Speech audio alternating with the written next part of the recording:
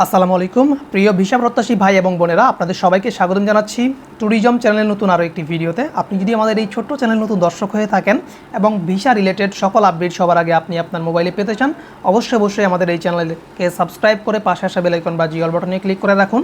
অবশ্যই এই ভিডিওতে একটা লাইক দিতে ভুলবেন না।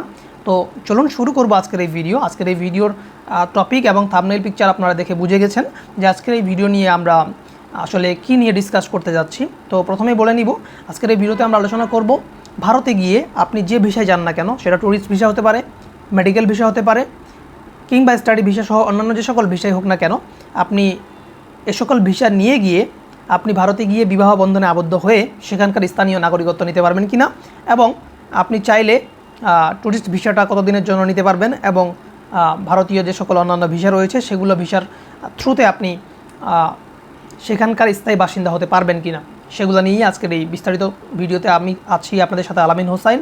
তো চলুন শুরু করব।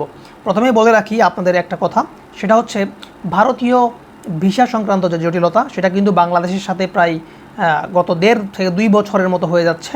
প্রায় 1.5 বছর, যেহেতু 2024 সালে 5ই আগস্ট শেখ হাসিনা সরকারের পতনের পর থেকে বাংলাদেশের সাথে ভারতের একটা সম্পর্কের গড়িমসি তৈরি হয়। সেই সম্পর্কের বিচ্ছেদের পরপর থেকে কিন্তু বাংলাদেশকে পুরোপুরিভাবে ভিসা দেওয়া বন্ধ করে দিয়েছিল। এর কিছুদিন পরেই শুধুমাত্র তারা ইমার্জেন্সি এবং মেডিকেল ভিসা দেওয়া শুরু করে, আপনারা যেটা সবাই জানেন, এবং এখন পর্যন্ত ট্যুরিস্ট ভিসা দেওয়া হচ্ছে না। অন্যান্য সকল ভিসা মোটামুটি দেওয়া হচ্ছে, যেমন বিজনেস ভিসা থেকে শুরু করে আপনার মেডিকেল ভিসা এবং স্টাডি ভিসা, এগুলো মোটামুটি হারে দেওয়া হচ্ছে, তবে আগের তুলনায় অনেক কম। যেটা 24 সালের গণঅভ্যুত্থানের আগে দেওয়া হতো যে পরিমাণ, সে থেকে অনেকটা কম। এখন বিষয় হচ্ছে আপনি ট্যুরিস্ট ভিসাটা কবে নাগাদ শুরু হতে পারে, বা আপনি এই সকল ভিসা নিয়ে ভারতে গিয়ে স্থানীয় বাসিন্দা হতে পারবেন কি না, সেটাই হচ্ছে কথা।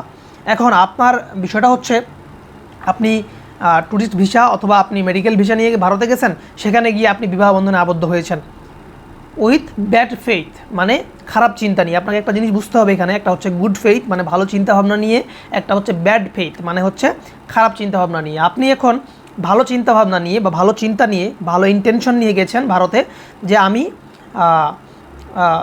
ম্যারেজ মানে বিবাহ করতে ভারতে যেতে যাচ্ছি উইথ কি ট্যুরিস্ট ভিসা নিয়ে, ট্যুরিস্ট ভিসা থ্রু নিয়ে আপনি বিবাহ বন্ধনে আবদ্ধ হচ্ছেন। তবে ভারতীয় নাগরিকত্ব পাওয়ার ক্ষেত্রে এখানে বেশ কিছু এক্সেপশন রয়েছে, যেমন ভারতীয় আইনে বলা আছে শুধুমাত্র তারা হিন্দু বাসিন্দাদের, হিন্দু নাগরিকদের তারা স্থানীয় নাগরিকত্ব দেয়। বাংলাদেশিদের কোনোভাবেই কিন্তু মুসলমান যারা রয়েছেন আপনাদের নাগরিকত্ব তারা স্থায়ীভাবে নাগরিকত্ব প্রদান করে না।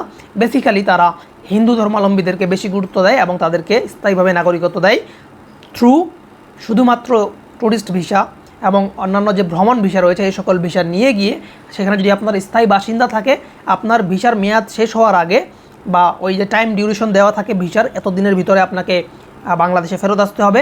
আপনি ভারতে গিয়েই আপনি ভারতীয় যে